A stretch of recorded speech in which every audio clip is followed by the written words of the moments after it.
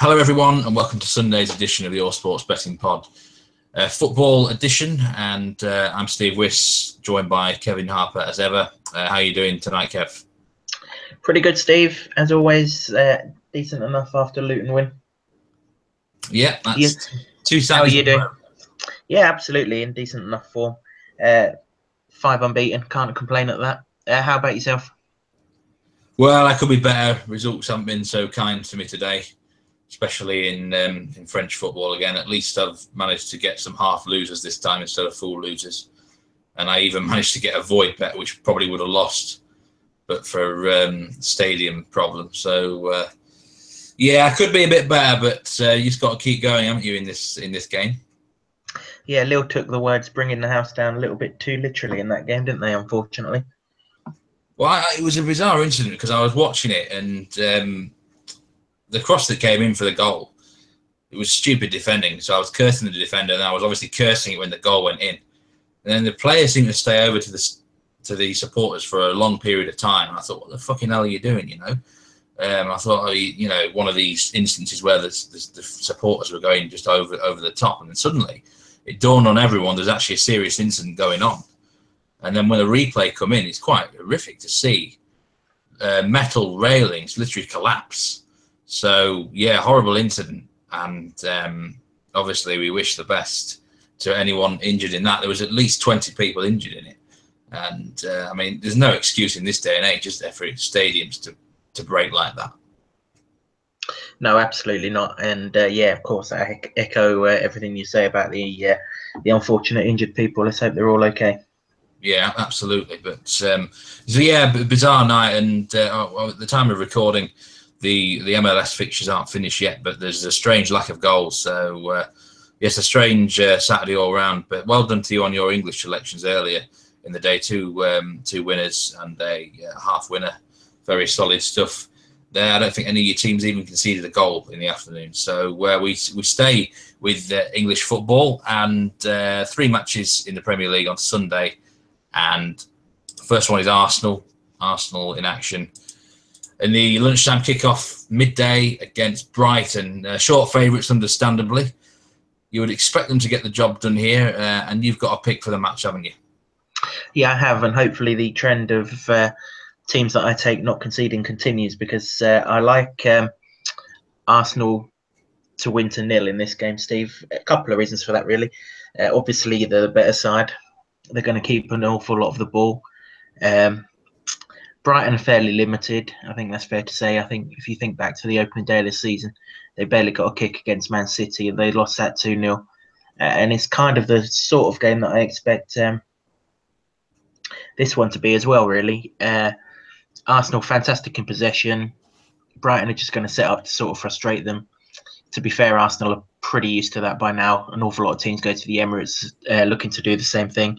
But Hemed's suspended, isn't he, for Brighton? I didn't see the game against Newcastle last week. I was watching other things, but he got involved in some violent conduct that he's been canned for via the video disciplinary committee. So he's out for 3 games, and he's really the focal point of their attack. And the 2 men that maybe would have replaced him, Sam Baldock and Glenn Murray, they're both out injured as well. So there's a little bit of a striker crisis going on at Brighton. It might mean that Grosse, the chap they brought in from Germany, has to play up front. He's a decent enough player, but I just don't see him getting the service to do any sort of damage in this game. I know you can't always fully rely on the Arsenal backline, but when you're talking about a side who probably aren't even going to see 30% of the ball in this game, you know, all they've got to do is sort of stay tight at set pieces or not give them away. Really and truly, Arsenal should win this. I don't think they'll wipe the floor with them. I don't think Brighton are a side who have the floor wiped against them very often. And of course, Arsenal are coming back from Europa League duty in midweek, but they never really played anyone who's a real star or who's really going to star in this game.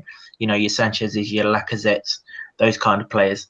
And I think they'll have more than enough in their locker to open this Brighton door and win the game for Arsenal. And the best value looks to be the even money. Arsenal winning it without conceding. The handicap on Arsenal's minus 1.75. So do you fear the 1-0 a little bit by taking this selection? Yeah, a little bit. 2-0 as well. I know you win half with 2-0, but it's an awful lot of scratching around just for a half win, isn't it? If they win, I think they'll win without conceding. And if they do concede, I don't think they'll cover the handicap anyway. So, I think this is the better way to play the game because, like you say, we've got 1-0 on our side then. Yeah, Brighton are a very limited team. So Arsenal to win 2-0, that is your selection. In that fixture, Everton against Burnley. Now, you don't have a pick in this one, but what are your thoughts on the match? I came mighty close to a pick, I must admit. Everton look way too short to me. There's a growing sense of, I'm trying to think of the word really, impatience perhaps, about Ronald Koeman and his lack of results. To be fair to them, they beat Bournemouth last week, didn't they? And the kind of ironic thing about that game was Niassa, the chap that Koeman seems to have forgotten existed, got him out of the bollocks and scored 2 goals in that game for them. And all seemed to be a happy place again. And then they went and messed up in the Europa League in midweek. And all of a sudden, he's back under pressure again. It's a fickle world, is football, and Ronald Koeman's finding that out in abundance. This Burnley side, though, don't underrate them, Steve. This ain't the Burnley side that couldn't pick their nose away from home last season. Already this season, they've gone and beat the champions. They've held Tottenham and they've held Liverpool on their own patches, and they've done that all fair and square. Okay, they've got a simple enough method that involves defending, seeing out an awful lot of danger and hitting sides on the counter-attack, but they're mightily effective at it. And with Everton perhaps going through a little bit of a confidence crisis and the fact that they played on Thursday night, I did come very, very close to backing Burnley in some way, shape or form in this game, but the prices are just a little on the skinny side. The lines are probably reluctantly just about right. If there's a little bit of a gamble on Everton on match day, I might get involved in Burnley, but at the time of recording this podcast, I'm just about not quite priced in. Well, I have to say I've not been impressed with Everton in any match I've seen them this year. There is a real feeling of discontent around the place, isn't there? Pressure on Koeman. It's a bit like West Ham at the minute. There's a lot of frustration amongst the fans, the impatience. They feel their side should be doing much better, certainly performing better. You get the feeling they don't just want results, they want a winning style sort of thing as well. Should Everton be doing better than they are? Or, I mean, I've heard some people say they should be challenging for the top 4. But what do you think to that? Well, that's cobblers, so they shouldn't be doing that. But yeah, they should be doing better than they are. But then you've got to appreciate what they brought in. 7, 8 new players in the summer, and obviously lost a massive, massive player to them in Lukaku. Not just Lukaku, of course. Barkley hasn't laced his boots up yet this season either. So really and truly, they're missing their 2 best players from last season, and they brought in 7 or 8, a couple of them that need to adjust to the Premier League. It's going to take a while for Sandro Ramirez to find his feet. Maybe even David Klaassen as well. I think the longer the season goes on, Everton will be okay. Maybe they might need to come out of the Europa League before that, but once they gel, I think they'll be fine. But there does need to be some patience between now and then. It's not all going to click into place right now. But at least they've got the funds to go big in January if they need to. Yeah, difficult fixture, but certainly don't underestimate Burnley in it. The final Premier League game is Newcastle against Liverpool. Now, last week you said on this podcast that you don't think Liverpool are capable of defending, Kev. And, well, again, they proved you correct, didn't they, last week? But they managed to win the game. You're going with goals again in one of their fixtures. Here you see this being an open game. Yeah, they're not capable of defending, are they? They've proven that time and time again. Not only are they not capable of defending, but it doesn't matter who's between the sticks. They've got kamikaze written inside them. It's mental. I mean, what on earth was Mignolet doing in that game last week? First of all, he's completely out of position for the first goal, and then the second one, good Lord only knows what he was doing, bringing Vardy down when he did. But it's not the first time that Mignolet's messed up for them, and it won't be the last. That's if he's in goal. If the other fella's in goal, then happy days, because he looks even worse to me. So, yeah, big problems for Liverpool at the back. It's nothing new. It's not anything that's going to be solved anytime soon. It may never be solved until Klopp disappears from the club. It's not his style to sort out defences. It's his style to get on the offence and have a go at sides. And we certainly saw that against Leicester last week. They scored 3 goals. Could have had an awful lot more. The way that game played out last week is exactly how I expect this to play out, Steve. I think Newcastle are committed to having to have a real go in this game because they lost to Brighton last week. If you like, that was 3 points against the Tide. Normally, you would say, well, anything that you pick up against Liverpool is a bonus, given that Liverpool are going to be in the top four or pushing for it at the end of the season. But I don't think that can be the case now. When you drop points against those sides that you're meant to be battling with, and let's not forget they already dropped 2 at Huddersfield earlier in the season as well. So you could argue they're -5 against those kind of clubs, maybe -2 if you say that the West Ham win kind of leveled that out a little bit. I think they're committed to having a good go here. Why wouldn't they have a go as well? You know, Liverpool can attack. You don't want them attacking your back line, but they certainly can't defend. So maybe the old adage, attack is the best form of defence, will ring true here. It's not necessarily a style that Benitez always adopts, but there's no reason why he wouldn't do or shouldn't do here. And with Mitrovic back as well, he's got the firepower to have a go at Liverpool. I think there'll be goals in this one. I can't see how there won't be. Over 2.75, that's a selection for you here, Kev. And obviously, there's a lot of things said about Benitez. You're right, though. He is an adaptable coach. And, I mean, the past history of this fixture always tends to whet the appetite, doesn't it? There's an anticipation ahead of it, you know, these sort of... Yeah, absolutely. I mean, I've mentioned in the write-up on my website, you know, if you think of Premier League fixtures historically, you think of those 2 4-3s between these two at Anfield back in the 90s, the Kevin Keegan, I'd love it, love it, love it night, you know, that kind of thing. And although, you know, the games at St James's Park aren't always lit up and high scoring, just by virtue of the fact that Liverpool are the team that they are right now, I just don't see how this one isn't, particularly if, as I suspect, Newcastle do have a go like they should do. So 2 picks in the Premier League for Sunday: Arsenal to win to 0 and Newcastle v Liverpool over 2.75. Best of luck with those, Kev. Cheers, mate. Let's head across to France then. We've got 3 games going on in the top flight on Sunday, and we'll get involved straight away with the 2 p.m. kickoff, which sees Troyes hosting Saint Etienne, and you quite like the visitors. Yeah, let's see if I can snap out of this French funk right now. And I wouldn't normally back away sides in League One, but I just see Troyes as the worst side in the division on paper in terms of probably performances this season as well. The win they got last week at Metz was incredibly fluky. They just were dominated a whole match, and then their one chance at the end, they scored from it. They're not a very good team. They're not getting blown out of matches, but they're a poor outfit. Saint Etienne, on the other hand, they are a solid team. They've only had 1 defeat all season. That was to PSG. They can keep it tight at the back. Just 3 goals conceded in 6 games, apart from the PSG one. And I think they'll find a way to win this one. So I take them on a -1/4 handicap just for safety, because, you know, the draw's never out of the question. But I just can't envisage Troyes winning. They look really poor the last couple of weeks without their 2 key men, Stéphane Darbion and Benjamin Nivet. As I say, unless they get lucky again, then I just think this will be an away win, maybe something like 1-0 or 2-0. So, yes, Saint Etienne -1/4. Yeah, absolutely. There's also there's 2 other games, but we'll concentrate more on the late game.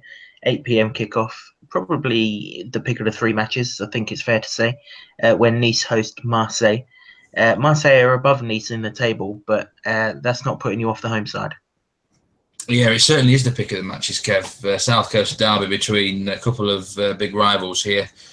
I'm going with Nice -1/4. Simple fact is, I just think Marseille can't hack it in big games in this league. We continually see them get blown out by the likes of PSG, Monaco, Bordeaux. You know, any sort of good teams will usually beat Marseille. In the last few years, they just don't seem to have the right mentality for these sort of fixtures. And Nice, I mean, they beat Monaco 4-0 the other week. That's enough of a form guide to me. I think you've got to ignore some of Nice's results this year because they've been in Europe, especially the Champions League qualification period. Set them back badly in terms of that. Both teams played in the midweek Europa League. Nice won, Marseille lost. They were very poor in Salzburg, and I think they'll struggle here. It's just they continually make defensive mistakes, which will cost them, and Nice have the sort of attackers who will take advantage of that. Good pacey players, and then they've got the X factor in someone like Mario Balotelli. So, yeah, I just think Nice are a better team in this sort of situation. They'll game manage it better, they're coached better, and Marseille are quite good against the crap sides in the league. But put them against someone good, and they often struggle. So I think it's quite a good price on these -1/4. Yeah, certainly sounds to be the case. You haven't got a pick in the other game, Angers against Lyon, both draw specialists. Quick line on that one though. Draw likely? Yeah, it could be like a 2-2, I think. I looked at the overs, but the price is about 1.8, which is a bit of a no-no in French football, you know. You can't be backing on over 2.5, that sort of price, if PSG aren't involved, even if Lyon are one of the most aggressive teams. No outcome would surprise me, Kev. It's just a really tough fixture, so I'm happy to leave this one alone. Yeah, fair enough. That's France covered then for Sunday. Let's head across to Norway. 6 matches in the top division on Sunday. We'll begin with a game that you haven't got a bet on. The late game between the top two, Rosenborg and Sarpsborg. Sarpsborg really need to win if they're going to keep their title hopes realistic. Can they do that? Will they do that? Are they realistic? No, they're not realistic. In fact, 2 games ago, they completely handed the title to Rosenborg by playing a second-string team at Tromsø, and they lost it 5-0 because they had a cup match upcoming in 3 days' time. So I think that back then they didn't believe they could win it. So why would they believe it now? But they are in the cup final at least, so it kind of paid off. But it doesn't mean they're not going to perform here, Sarpsborg. They are the second best team in the league. The league table doesn't lie this year. And I would really love to see them take the game to Rosenborg, you know. The hosts are going to be without Samuel Adegbenro, who's been really good for them since he signed in the transfer window, in August there, right at the end of the window. So they're going to miss his sort of flair.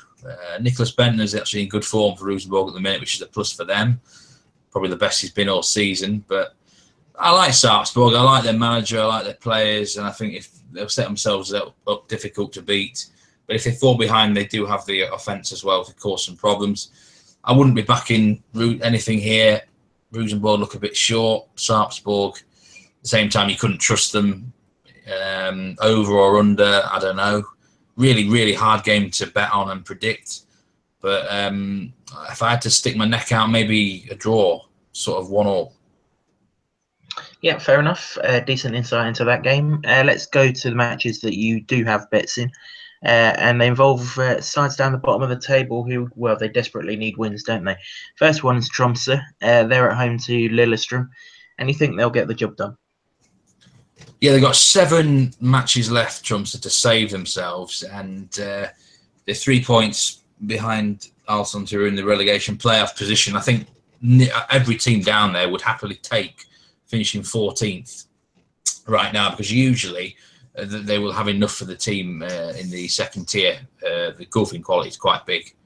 So, Tromsø, this is a big chance for them against Lillestrøm, who they're in the cup final as well. And I just feel that their intensity's dropped in the last 2 or 3 weeks, not playing quite as well as they were, say a month ago. And look, Tromsø have been performing well. The 2 wins against Alsund, the big one against Sarpsborg, they drew against Odd. Last week I let them off. They put up a good fight against Godse, and they were on a short week of rest.